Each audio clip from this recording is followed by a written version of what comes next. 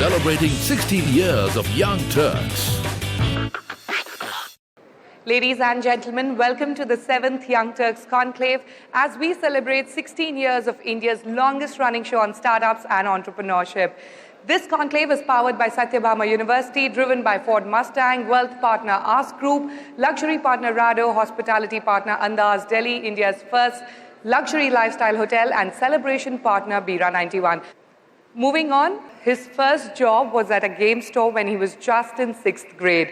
At 23, he built a disruptive tech startup in China, and this 4-year-old company made big waves courtesy its by-invitation marketing strategy. If you haven't guessed it already, this tech upstart today has 6 smartphones to its credit. Yes, I'm talking about OnePlus and its founder, Carl P. 3 years ago, we introduced you to this 27-year-old who was gearing up to take on Apple and Samsung in China with OnePlus. CNBC TV 18 welcomes Carl P. to the Young Turks Conclave. So when I first received the invitation to speak here, my first reaction was to say no, because I'm not really used to public speaking and I was a little bit nervous. But the more important thing was I just didn't know what to talk about, because this is an event where we celebrate entrepreneurship and share success stories. But I'm still young. I'm 27. I'm making a lot of mistakes as I go along. So it just didn't feel right for me to stand up here and tell you guys about what success means. So then I had this idea. What if I talked about my failures instead of my success? So today I'm going to share 3 stories about failure. The first mistake is about using the wrong solution for the wrong problem. Back then, the Cyanogen team had a great aftermarket operating system for Android, and they had millions of users. So we teamed up, and we made the OnePlus One together. And I don't think anyone anticipated what happened next with the OnePlus One. The sales just blew both our teams' projections. And soon enough, we started hearing a lot of inquiries from here in India.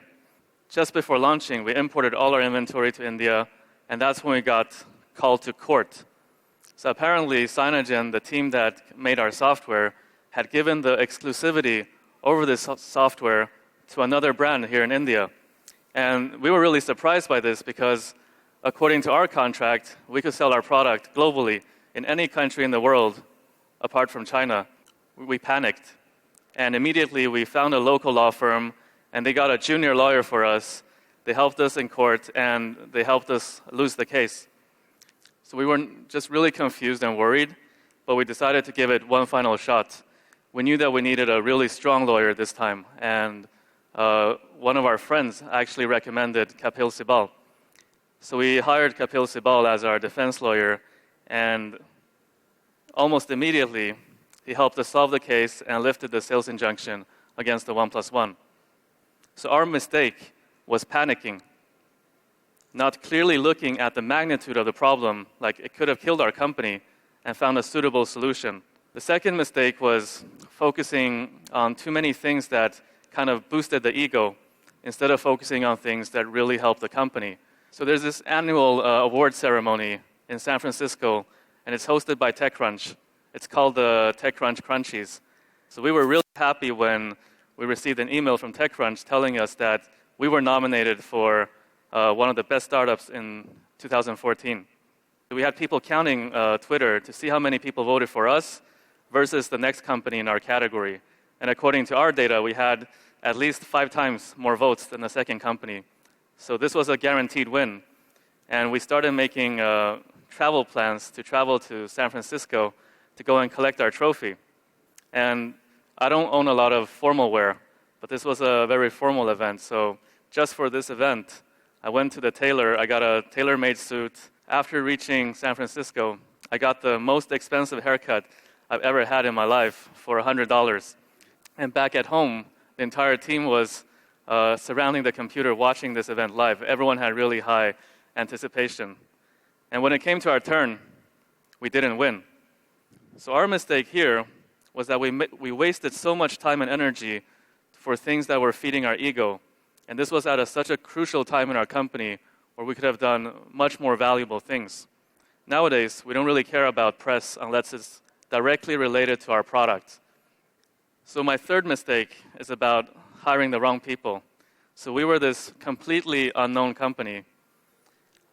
We had a 6-day mandatory work week and a mandatory 12-hour workday, and we needed global talent to move all the way to China because we wanted to create this global brand. So it was understandable that not a lot of people wanted to join our company. But when we launched the phone, the OnePlus One, everything turned around because everyone started talking about us, people had high hopes in us, and soon enough, the applicants started pouring in. We started getting really high-quality applicants from people with great backgrounds, like Ivy League universities, experience at Google, Uber. And when I first saw this, to be honest, I wanted to cry. And soon enough, the problems started occurring. They thought that they were smarter than everyone else, and they couldn't work well together with the rest of the team. So some of these people will even come to me and recommend me to fire a specific older team member. So these people, of course, are no longer with us anymore. And looking back, having these people has probably hurt us more than not having them. So we learned the lesson that culture comes first when hiring. Everything else is secondary. So I hope you found my examples helpful, and I wish you the same luck as me. Thank you all very much. Now, you shared 3 mistakes. Let me start with the last mistake that you spoke about, hiring. And while it's easy as an upstart to choose and pick and get only people on, those who align with your business philosophy and your startup, but what happens when you scale? Can you still pick and choose? I think when you scale, this philosophy becomes even more important. So internally, we have a saying that we let old people do new things and new people do old things. So if you've been around at OnePlus for a while and we have this new thing that we want to work on, like a new country or a new type of business, then we're going to give you the opportunity to do this, because then you can also practice your skills and become better. OnePlus is actually a crowdsourced brand.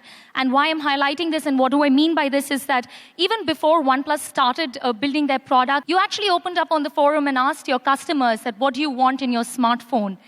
Why I'm pointing this out is that you maintain this transparency even after you started up. While you pointed out 3 mistakes, I'm going to take the liberty of reminding you of one more error that you probably made was around the deliveries of your second-generation smartphones, the OnePlus 2. Yep. And instead of going into a PR or a public relation overload, what you did instead was chose this very forum, owned up to your mistake, and wrote about it.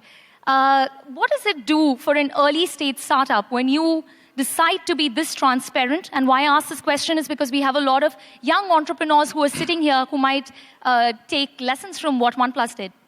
Today, things have changed. With the internet and with social media, people are really, really smart because they can crowdsource the intelligence. So if you're lying, it might work for a while, but eventually people are going to find something out. Like some of our users, they're more professional at engineering than our engineers. So oftentimes, it's better to just tell the truth from the very beginning than kind of telling a half-truth and then getting forced to tell the truth by your users. But it's, of course, not black and white. You can't just always apologize either. You got to draw the line somewhere. Yeah, you got to draw the line somewhere.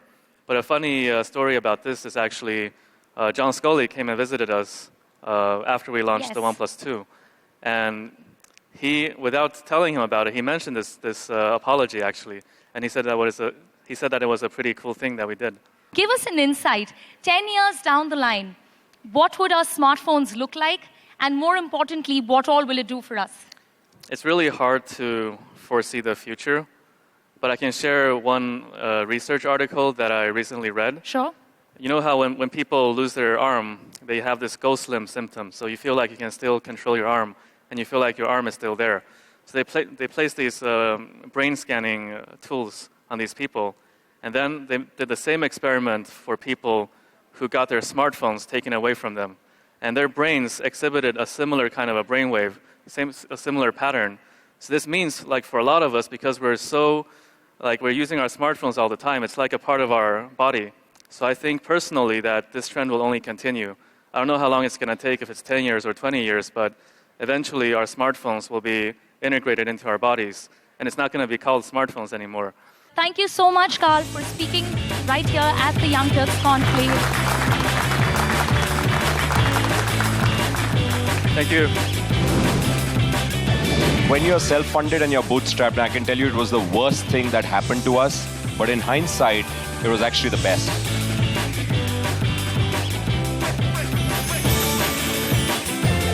Celebrating 16 years of Young Turks.